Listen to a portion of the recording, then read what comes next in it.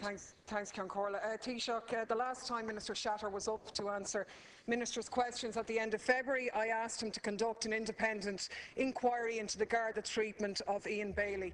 His response was that it was a subject of legal proceedings and it would be inappropriate for him to comment. So he didn't answer the question. And now, 6 weeks later, we're being told that a commission of investigation is being set up. What the terms of reference that you referred to early as to whether there was any evidence of unlawful Garda activity towards Ian Bailey.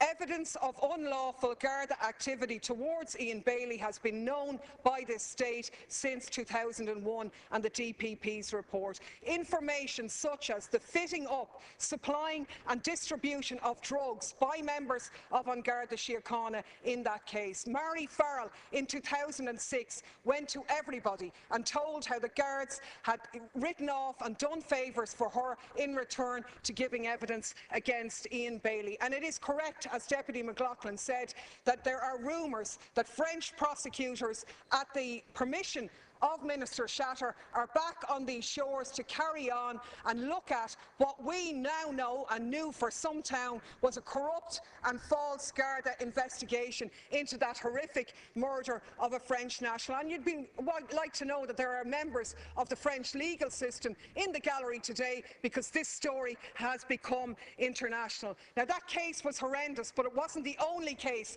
dealt with by Gardaí in West Cork. And if you were really serious about getting to the bottom of how the Gardaí operate in this state, then the entire operation of the West Cork office should be brought under its remit, as indeed should be stations around the country that crop up more often than others. Districts like Tullamore, like Cavan, like Limerick and so on. Now, the two issues that need to be addressed here. This inquiry needs to be held in the open and it needs to be fully resourced.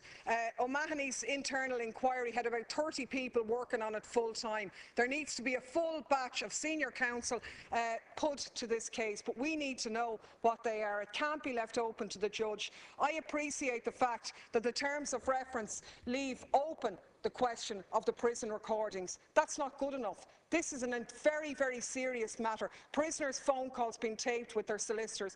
I don't agree with what Michael Donnellan has said. I believe that that information was known by the state.